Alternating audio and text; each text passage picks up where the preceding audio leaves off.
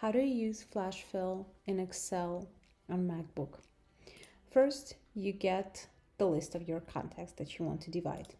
Here we have a full name and we want to divide them into first names and last names.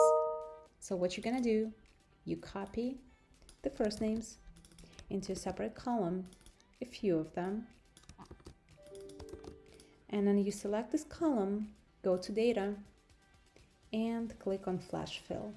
It's gonna automatically put all the first words that you have in this column into this one. So that's gonna be our first names.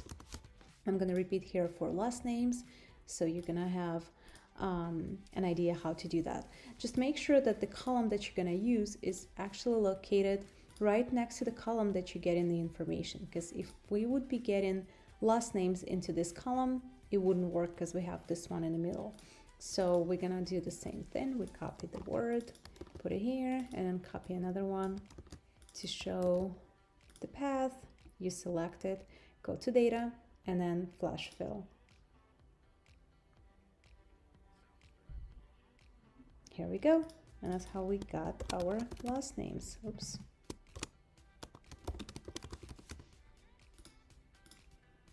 Now you can delete the full names, and it's not going to affect your first and last names columns. There we go. Let me know if that was